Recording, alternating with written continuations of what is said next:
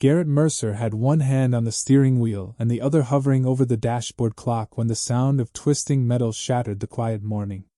A silver SUV spun across 3 lanes of traffic less than 100 yards ahead of him, slammed into the guardrail, and came to a violent stop. Cars swerved. Some slowed. Most kept going. Garrett's foot instinctively moved toward the brake. His phone buzzed through the truck's Bluetooth. Interview reminder, final candidate check-in, 8:30 a.m. He looked from the flashing hazard lights ahead to the time glowing on his dashboard. For one impossible heartbeat, he couldn't have both. The truck rolled to a stop. Before we go any further, I'd love to know something about you. How old are you, where are you watching from, and have you ever been caught between 2 impossible choices? Just 20 minutes earlier, the morning had looked ordinary. Golden October sunlight filtered through the maple trees lining the quiet neighborhood outside Columbus, Ohio. Fallen leaves chased Garrett's pickup as he drove his 11-year-old daughter, Lily, to school. You've checked your tie 3 times. Lily teased from the passenger seat, grinning without looking up from the science project balanced on her lap. I only checked it twice. It was definitely 3. Garrett smiled despite the knot in his stomach. The navy jacket hanging neatly across the back seat wasn't expensive, but he'd spent half of Sunday pressing every wrinkle out of it. The interview waiting for him that morning wasn't just another job. It was the first real opportunity in years to stop working rotating overnight shifts repairing industrial equipment. A supervisor position meant regular hours. Weekends. School plays. Soccer games. Dinner at a normal time. It meant finally giving Lily something she'd stopped asking for because she already knew the answer.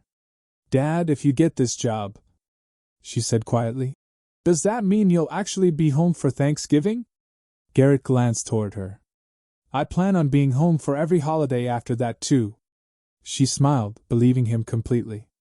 That faith weighed heavier than any tool he'd ever carried.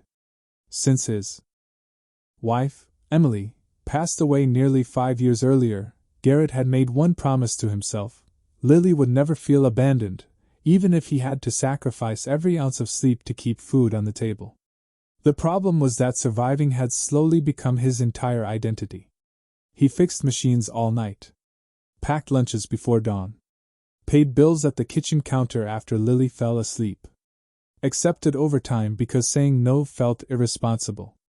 Somewhere along the way, he had convinced himself that carrying everything alone was the same as being a good father.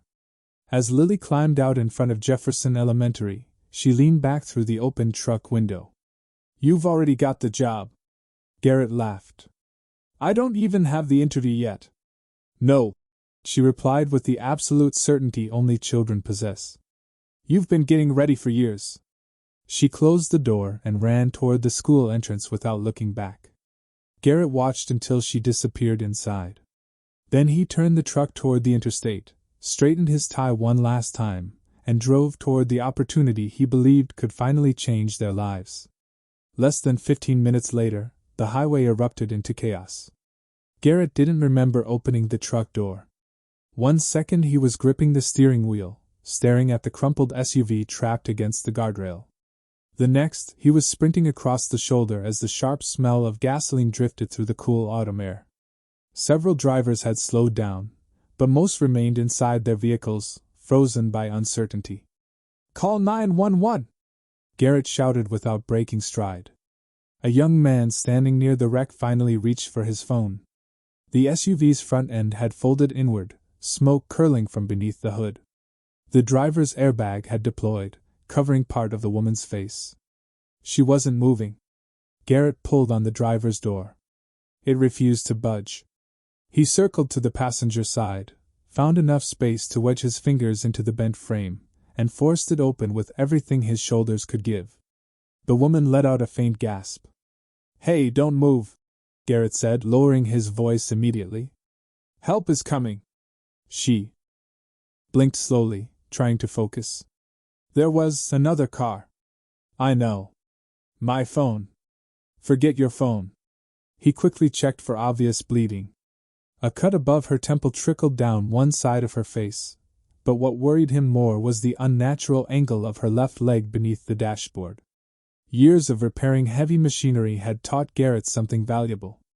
Never pull someone free unless staying put is more dangerous. He glanced beneath the SUV. A thin stream of fluid dripped onto the pavement. Not gasoline. Coolant. Good. Still. The engine hissed louder every few seconds. Behind him, sirens remained painfully distant. The woman attempted to sit up. Pain instantly forced her back against the seat. "My meeting," she whispered through clenched teeth. Garrett almost laughed despite everything. "You sound exactly like me." She looked confused. "I've got somewhere important too." For a brief second, they simply looked at each other, two strangers worried about entirely different lives while sharing the exact same terrible moment.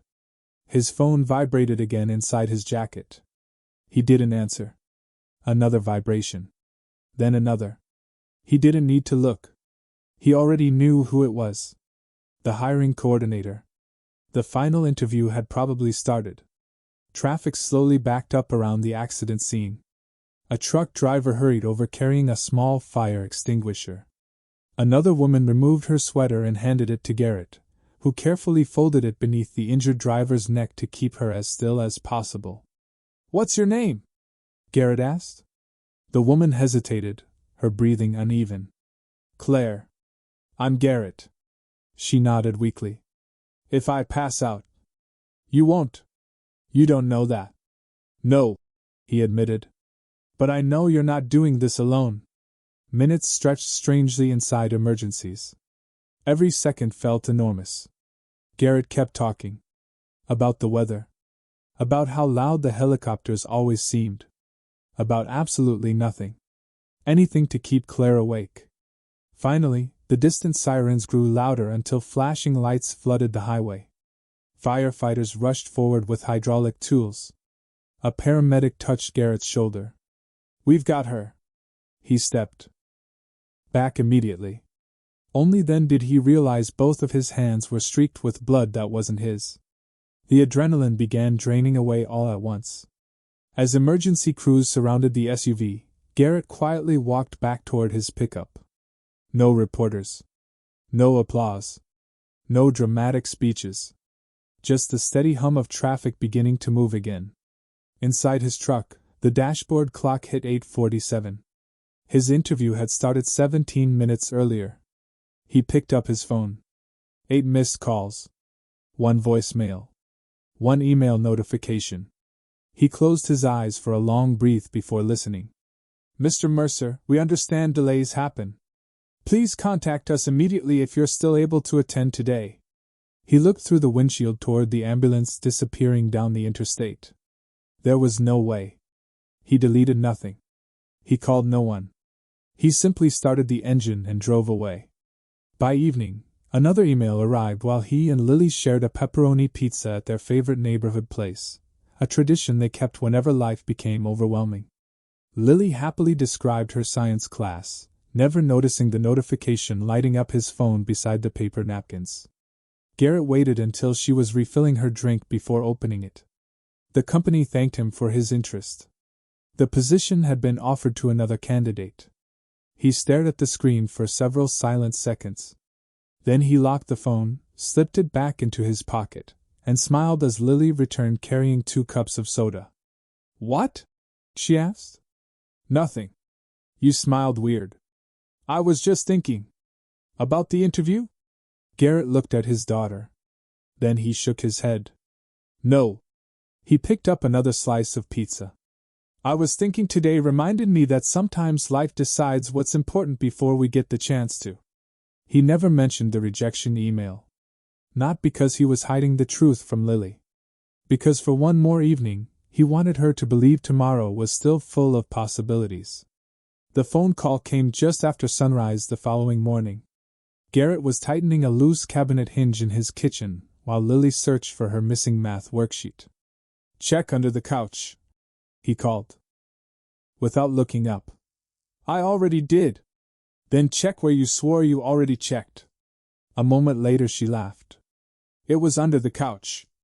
Garrett smiled to himself as his phone vibrated across the counter. Unknown number. He almost ignored it. Almost. Mr. Garrett Mercer? A calm female voice asked. This is Garrett. My name is Olivia. I'm calling from Riverside Medical Center. There's someone here who would very much like to thank you. Garrett frowned. I think you have the wrong person. The woman from yesterday's highway accident. Silence settled between them. She remembers you. Garrett glanced toward Lily, who was stuffing books into her backpack while humming softly to herself. What time? Whenever you're available. He hesitated. I'll stop by after work. Actually, Olivia replied carefully. She asked if you could come this morning? Garrett almost laughed. I don't have a job this morning anymore. The words surprised even him. Hearing them aloud made the rejection feel real. 45 minutes later, after dropping Lily at school, Garrett parked outside Riverside Medical Center. Hospitals always carried the same strange stillness, no matter how busy they were. Everything smelled clean, yet every hallway carried invisible stories of fear, hope, and second chances. Olivia greeted him near the reception desk. You actually came. I figured saying thank you probably mattered to her. It does. She led him toward a private recovery room. Before opening the door, Olivia paused. One thing. Garrett waited. She's not exactly an ordinary patient. He raised an eyebrow. I noticed the private floor. Olivia smiled awkwardly but said nothing more. The room overlooked the city's autumn skyline. Claire sat upright in bed, a brace supporting her left leg. The cut on her forehead had already been stitched, though faint bruises colored one side of her face. When she saw Garrett, genuine relief crossed her expression. You came. You looked like you deserved at least one visitor who wasn't wearing a lab coat. She laughed softly. I've been trying to remember everything. You don't have to. I do. For several moments they simply talked. Not about the accident. About ordinary things. The traffic on Interstate 70. Coffee that tasted terrible. How impossible hospital pillows were. It felt strangely normal. Then Claire became serious. I heard about your interview. Garrett blinked. You what? The state trooper mentioned your phone kept ringing while you stayed with me. He shifted uncomfortably. It wasn't your fault. No, she said quietly. But it became my responsibility. Before Garrett could respond, the door opened.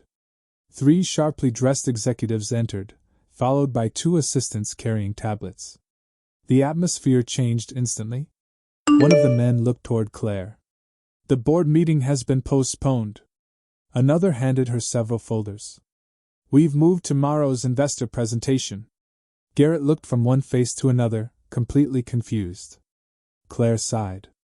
I was hoping we'd have another 5 minutes before this part. She looked directly at Garrett. My full name is Claire Whitmore. He waited. She continued. I own Whitmore Advanced Manufacturing. Recognition spread slowly across his face. The company dominated nearly every industrial district in central Ohio. Even Garrett had repaired equipment supplied by Whitmore facilities. You, he said quietly. You're the CEO.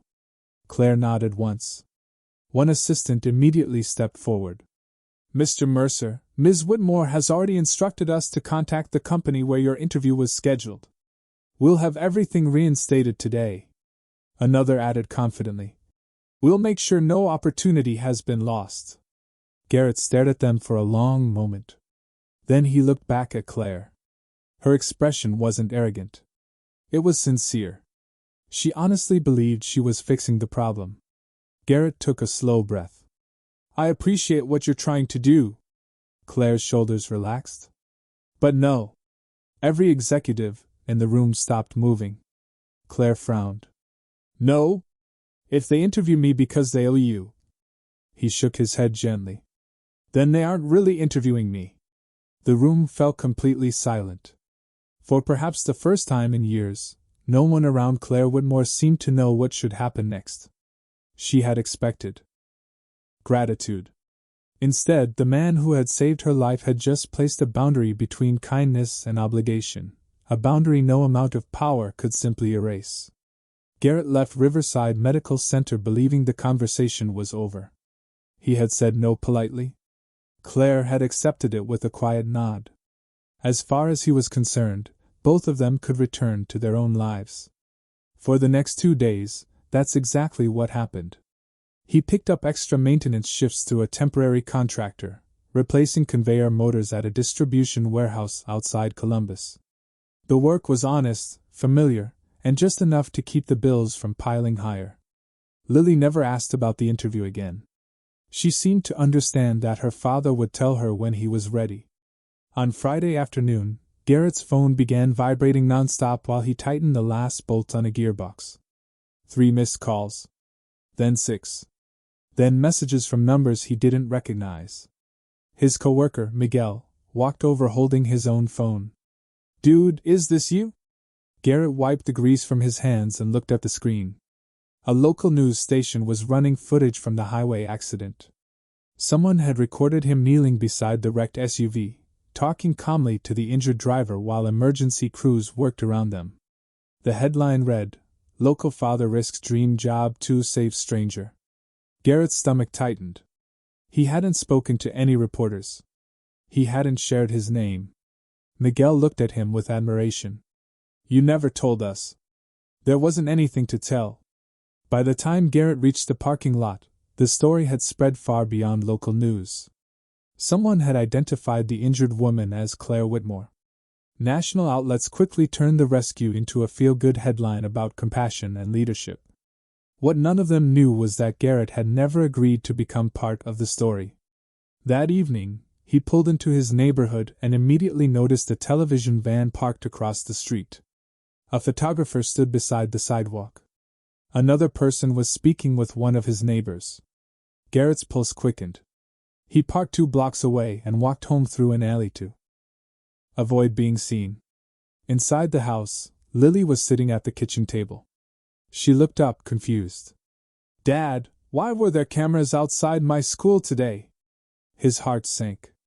"They talked to Emma's mom," Lily continued quietly. "Everyone kept asking if I was the girl whose dad saved that business lady." Garrett knelt beside her chair. "Did anyone bother you?" She shrugged. "I just didn't like everybody looking at me." That single sentence landed harder than losing the interview ever had. An hour later, Garrett stared at Claire's business card on the kitchen counter before finally dialing the number written on the back. When she answered, relief filled her voice. "Garrett, I'm so glad you called." He didn't raise his voice. He didn't accuse her. He simply asked one question. "Did you know they were going to tell the whole world where to find my daughter?" There was a long silence on the other end of the line. Claire answered quietly. "What are you talking about?" Garrett leaned against the kitchen counter, watching Lily finish her homework at the dining table just a few feet away. "There were reporters outside her school today." Another pause. "My neighborhood has television crews parked outside. My phone won't stop ringing. Complete strangers know my daughter's name." Claire's breathing became noticeably slower. I didn't authorize that. I didn't ask whether you authorized it." His voice never rose. "I asked if you knew." "No." The answer came immediately.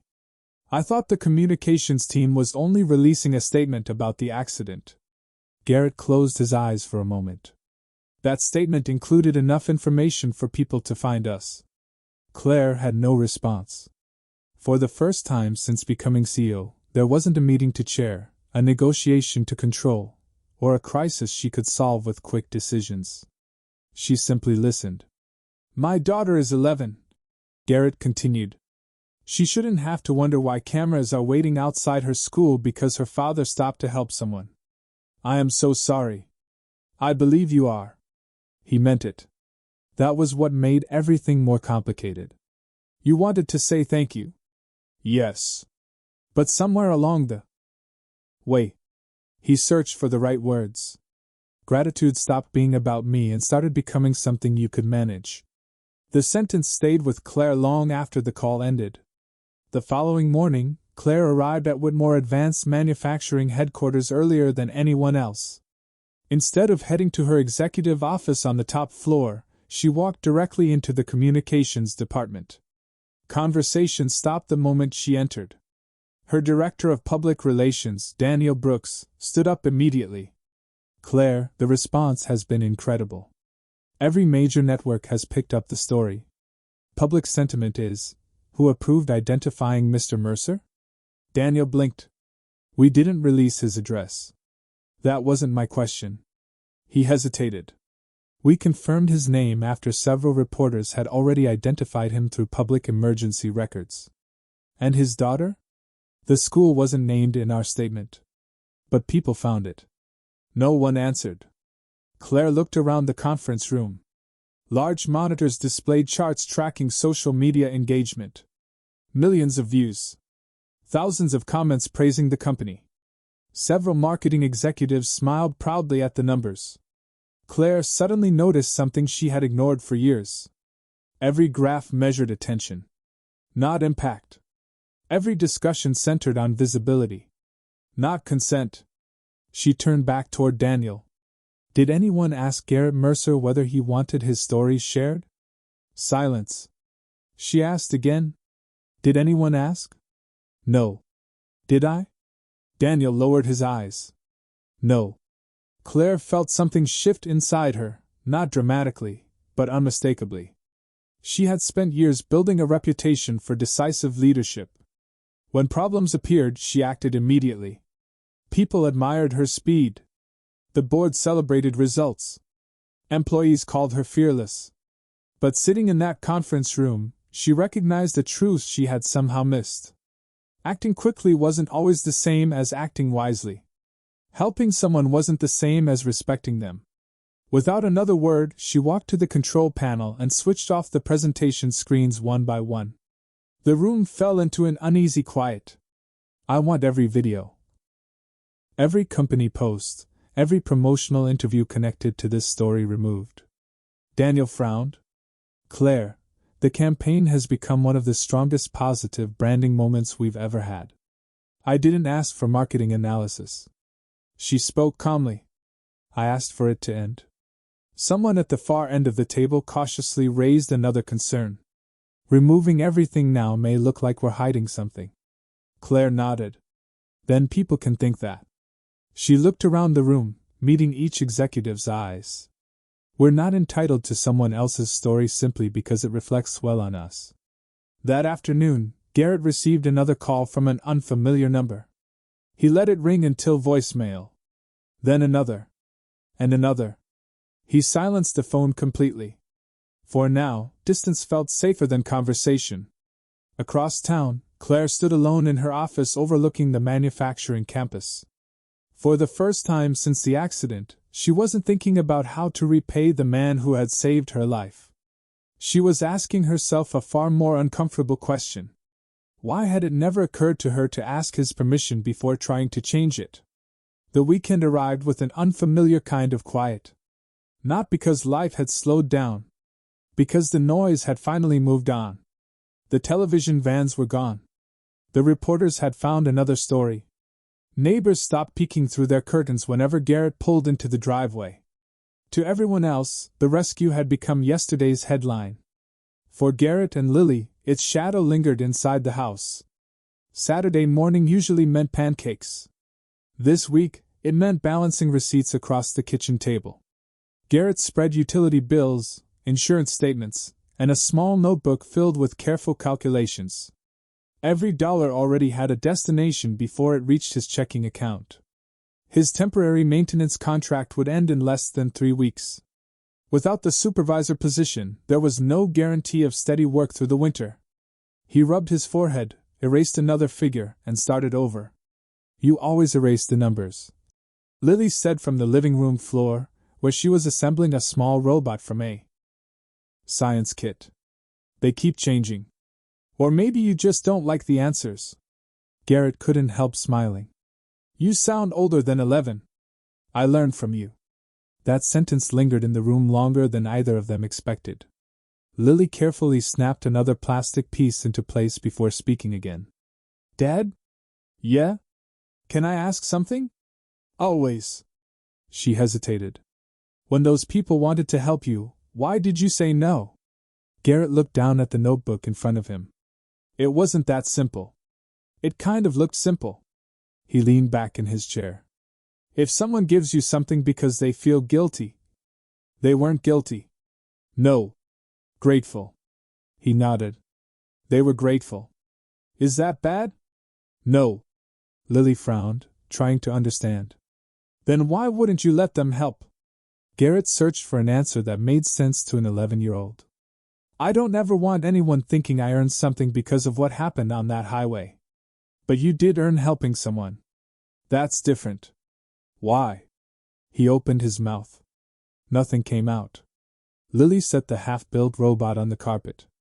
I think, she said carefully, there's a difference between somebody buying you something and somebody opening a door you can choose to walk through. Garrett stared at her. Children had a way of reaching truths adults bury beneath years of pride. He suddenly wondered how many doors he had closed simply because he hated the feeling of owing anyone. Not just Claire. Friends who had offered babysitting after Emily died. Neighbors who had offered meals. His brother, who had offered money exactly once before Garrett refused so firmly that he never asked again. Somewhere along the way, accepting help had become tangled with failure. His phone buzzed on the table. Claire Whitmore. He watched the screen until it stopped ringing. A text message appeared instead. I won't call again after this. I only wanted you to know every company post has been removed. No response is expected. Take care of Lily. There was no request to meet. No explanation. No defense.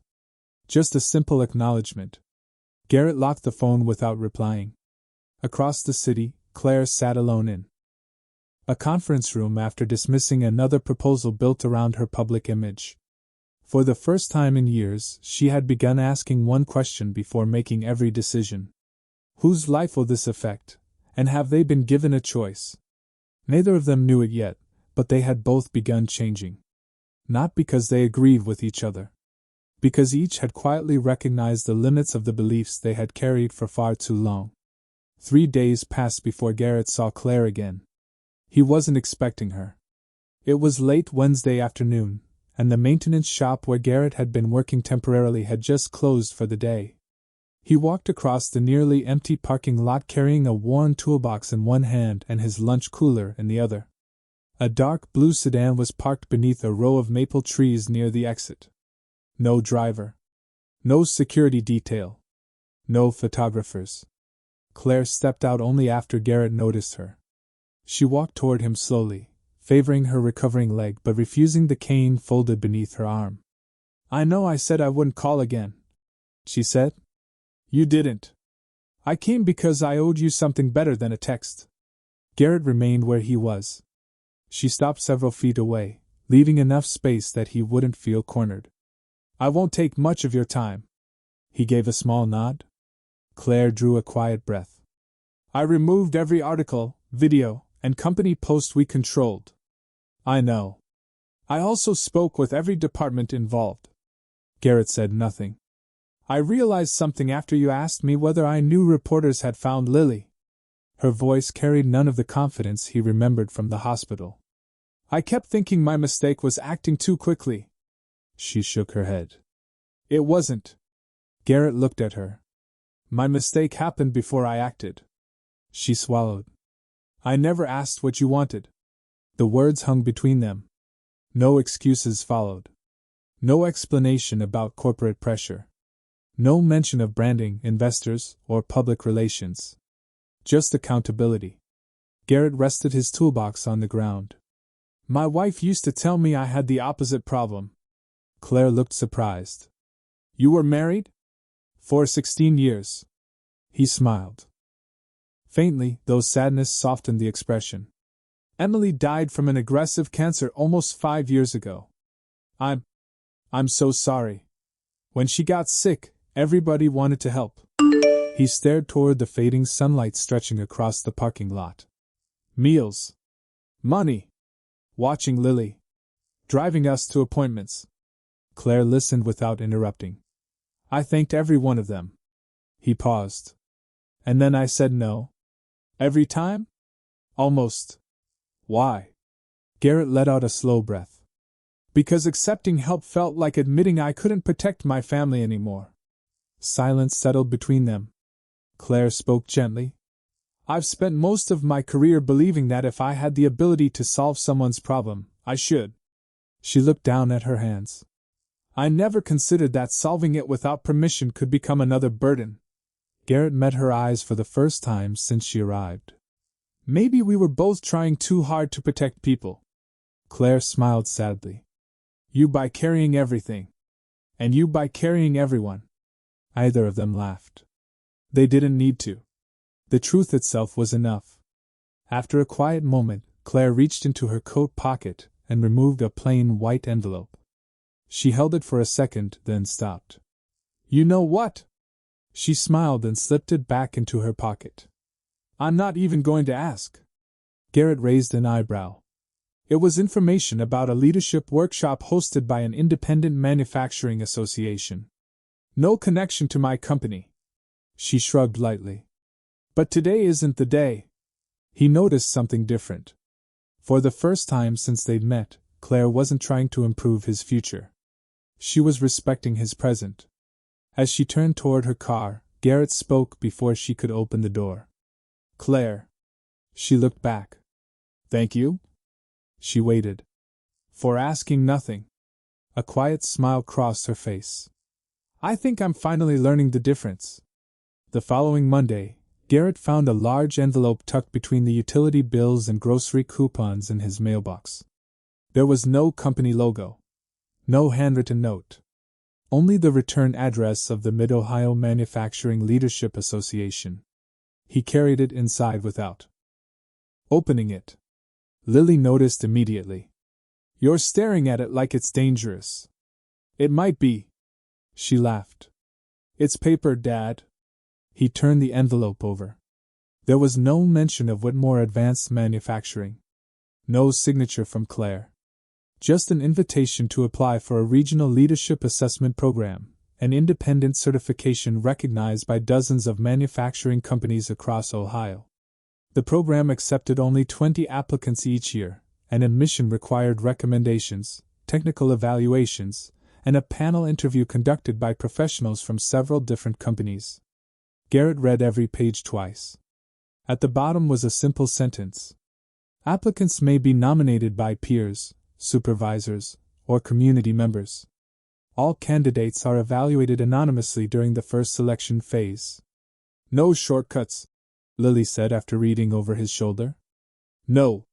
No promises. No. She smiled. So why do you look worried? Garrett folded the papers carefully. Because I don't know who nominated me. Lily shrugged. Does it matter? He wanted to say yes. Instead, he realized it didn't. For the first time since the accident, the opportunity standing in front of him wasn't connected to a debt. It was connected to a choice. 2 days later, Garrett walked into a community college conference center where the assessments were being held. Name badges listed only first names. Company affiliations were hidden until the evaluation process was complete. Nobody mentioned the highway rescue. Nobody recognized him from the news. He solved maintenance scenarios, discussed equipment failures, analyzed safety procedures, and participated in group problem-solving exercises with mechanics, supervisors, and engineers from across the state. It felt strangely freeing. No one cared who he had rescued. They only cared how he thought. During a lunch break, another participant asked, How long have you been supervising people? Garrett smiled. I haven't. The man looked surprised. You carry yourself like someone who has. Garrett considered the question. I've been raising an 11-year-old by myself for almost 5 years. The man laughed. That's probably harder. Garrett laughed too. For the first time in months, the sound came easily. Across town, Claire sat inside a board meeting that had become noticeably more uncomfortable since she had ordered the company's entire media campaign removed. One director slid a financial report across the table. "We lost significant positive exposure." Another added, "Investors are asking why we abandoned such an effective public narrative." Claire listened without interrupting. When everyone finished speaking, she answered calmly, "We abandoned a marketing campaign." She paused. "We did not abandon our values." One board member frowned. "Values don't always improve quarterly reports." "No," Claire replied. "But they determine whether people can trust us when the reports are over." The room fell silent.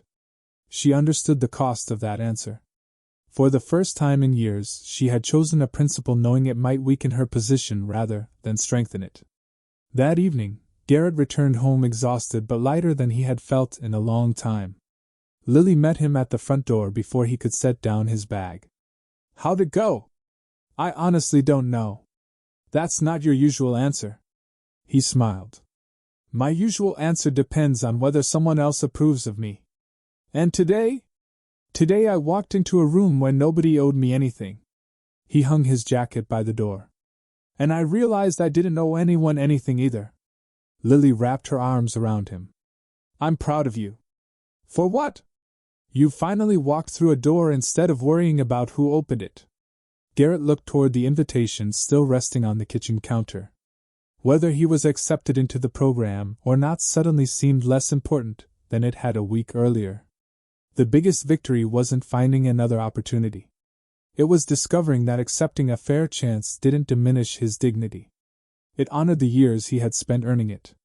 3 weeks later, Garrett received an email that began with a sentence he had learned not to expect.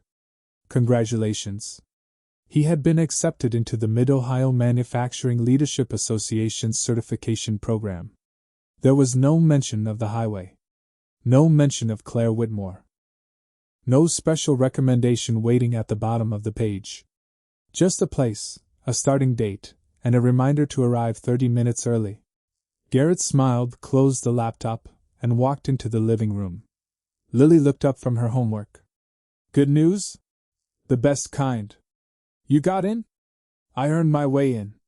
She jumped off the couch and hugged him so hard he almost dropped his coffee. "I knew you would." A few months later, after completing the certification and several demanding evaluations, Garrett accepted a supervisor position with a manufacturing company in another part of Columbus. It wasn't Whitmore Advanced Manufacturing that mattered. His schedule finally matched Lily's school calendar. For the first time in years, they ate dinner together more often than not. The change wasn't dramatic. It was quiet. And because it was quiet, it was real. Meanwhile, Claire had quietly introduced a new policy across Whitmore Advanced Manufacturing. Every employee assistance program, every public recognition campaign, and every community initiative would now require one simple step before moving forward. Ask. Not because legal advisors recommended it. Not because public relations demanded it. Because dignity begins with permission. Some executives questioned the extra process. Claire never argued. She simply reminded them that respect was measured before generosity, not after it. One Saturday in early spring, Lily's school hosted its annual science fair. Parents wandered between folding tables covered with homemade volcanoes, model bridges, and carefully painted solar systems. Lily stood proudly beside the small robot she had spent months designing. Garrett noticed a familiar face entering the gymnasium. Claire. Alone. No assistants. No security. She hesitated near the entrance until Garrett saw her. Instead of walking directly toward them, she waited. Garrett smiled and gave a small wave. Only then did she approach. "I hope I'm not interrupting." "Not at all," Garrett replied. Lily beamed. "Want to see my robot?" "I'd love to." For several minutes, Claire listened as Lily enthusiastically explained every motor, sensor, and tiny mistake she had fixed herself. When she finished, Claire applauded with genuine admiration. "I think your dad was right." Lily tilted her head. "About what?" "The best things are the ones you build instead of being handed." Lily grinned. "I had help." Claire looked toward Garrett. He smiled. So did I. A comfortable silence settled between them. No debt remained. No obligation. Only mutual respect. Claire finally spoke. Garrett, thank you. He raised an eyebrow. For stopping on that highway? She shook her head. For teaching me that gratitude without respect can become another way of taking control. Garrett considered her words before answering. And thank you? He smiled gently. For learning to ask before deciding. Claire laughed softly. I plan to keep practicing. As she walked toward the exit, Lily slipped her hand into Garrett's. Dad? Yeah? I think both of you changed each other's lives. Garrett watched Claire disappear into the bright spring afternoon before looking back at his daughter. I think we changed our own lives. Lily nodded thoughtfully. People just helped open the doors. Garrett smiled. This time, he didn't argue. Because he finally understood that accepting a door someone respectfully opened was never the same as letting them choose the path beyond it. And sometimes, the greatest act of kindness isn't rescuing a stranger on the side of the road. It's trusting them to walk forward under their own strength.